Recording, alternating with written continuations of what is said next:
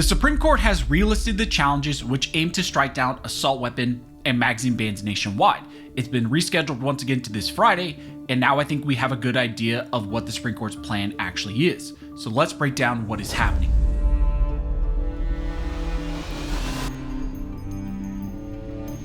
Now, before we jump into this video, I want to thank one of the sponsors of this channel, which is Attorneys on Retainer.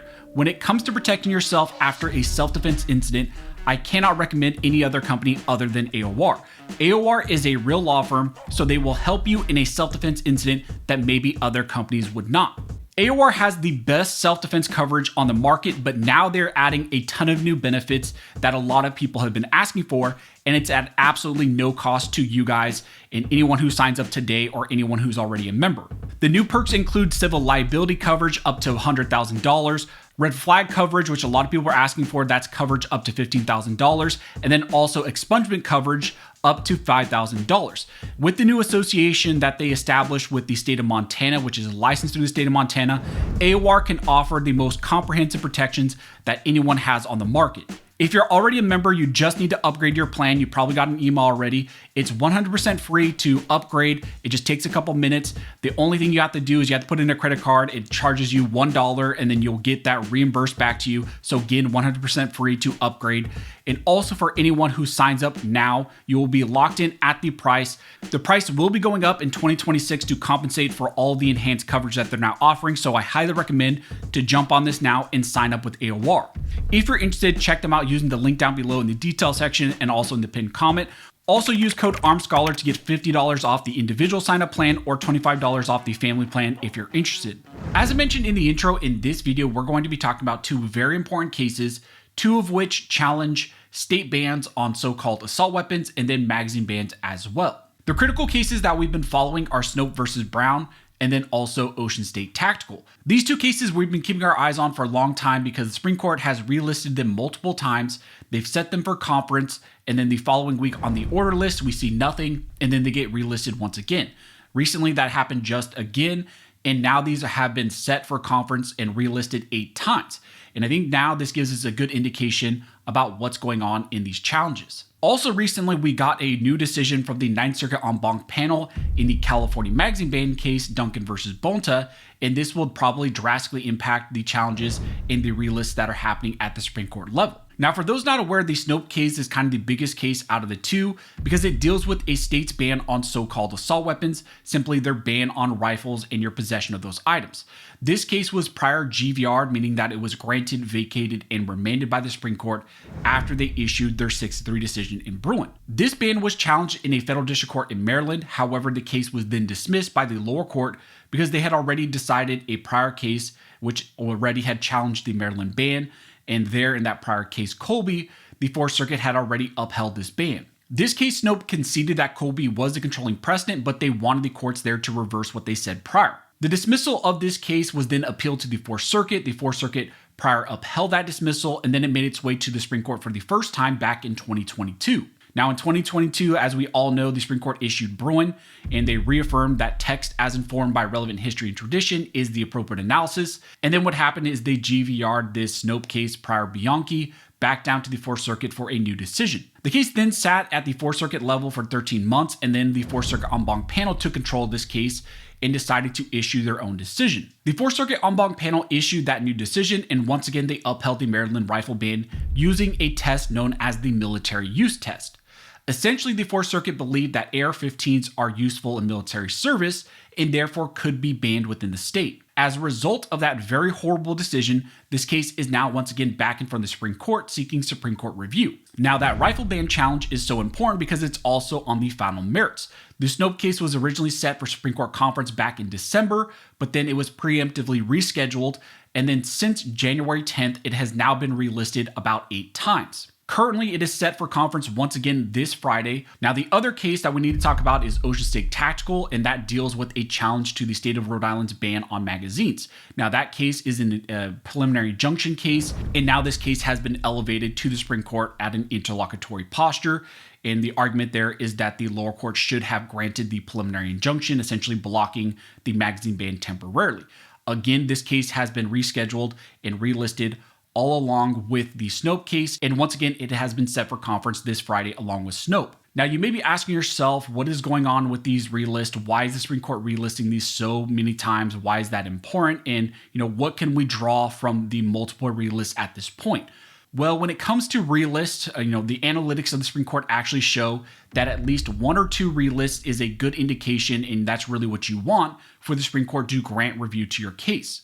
A lot of data is out there showing that most cases that are granted review from the Supreme Court were relisted at least once or twice, and that's really what you want. You kind of want a one and done relist, but that's not always the case. There is some data that shows that multiple relists is actually a bad sign for a case. Usually that could indicate that your case is going to be denied review from the Supreme Court, and the multiple relist could just indicate that there's going to be a dissent written in the denial, and that happens quite often as well. So you don't really want multiple relists. You don't want to reach potentially, 3-4 relists, but there's also kind of this breaking point where, it's a good sign where you have one or two relists, but once you start to get to like 8, 9, 10, even more relists, that could indicate that something else is going on beyond just a denial. And I think that's probably what's going on here in the Snope and Ocean State tactical case. The first domino in my mind kind of fell when the Gray versus Jennings case was denied review from the Supreme Court, and that was denied after the January 10th conference. If the Supreme Court was simply going to outright deny review to the Snope case and the Ocean State tactical case, they could have done that, in the same, posture of the Gray versus Jennings case. They could have done that after the January 10th conference that they all went to. But they denied review only to the Gray versus Jennings case, and then they kept the Snope and Ocean State tactical case, and they've now relisted it 8 times. There's the outside chance that this multiple relist, the 8+ relist now at this point, are a result of the heightened interest in this controversial issue, and that the Supreme Court is going to grant review to these, but maybe they're trying to push it out into the next term, or they're waiting for something else. And you can look at more controversial, and especially even in the 2A context, controversial cases, that were pending and have been relisted multiple times. This New York State Rifle and Pistol Association versus Bruin case, that was relisted 4 times before it was granted review. And then the Cargill bump stock case was relisted 4 or 5 times also before it was granted review. So if you're looking at some of these Second Amendment cases, you can draw a conclusion that, multiple relists is potentially still a good sign.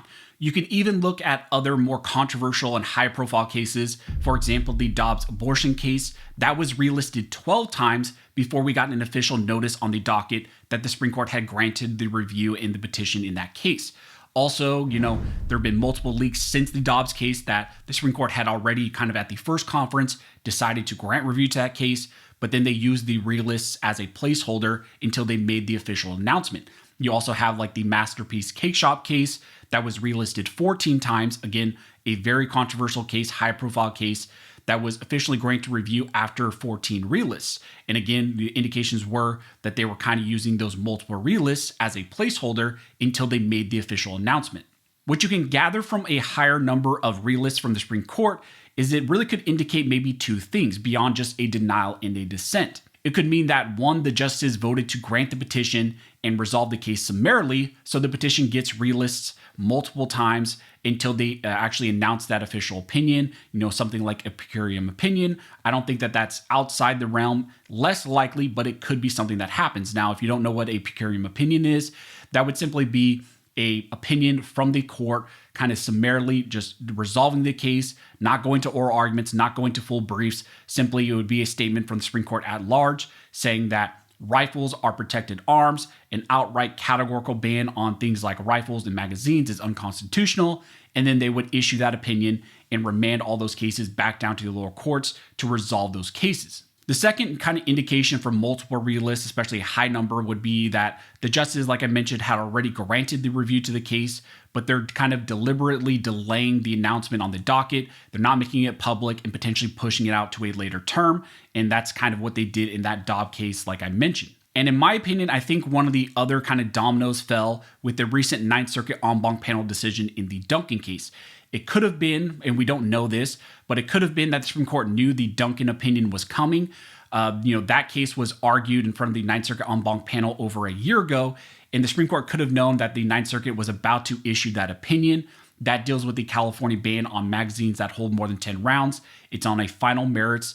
It was a case that was also GVR'd by the Supreme Court after Bruin, and it's a case that's on the final merits, and it could be a very high-profile case, once again on the final merits of magazine bans that they want to take alongside a rifle ban and one of the other, bans that's going on in Rhode Island. The Duncan case, no doubt, is going to seek Supreme Court review, and then it's going to be interesting to see how that interplays with the multiple relists in the Snope case and the Ocean State Tactical case. I could see them, very much, taking this along with the Snope case. If they're going to take something like a rifle ban case, I think it's, a no-brainer to also take a magazine ban also on the final merits alongside with that rifle ban and kind of resolve this issue once and for all, kind of just do it all in one. But that's where these cases stand. A lot of people are watching these closely.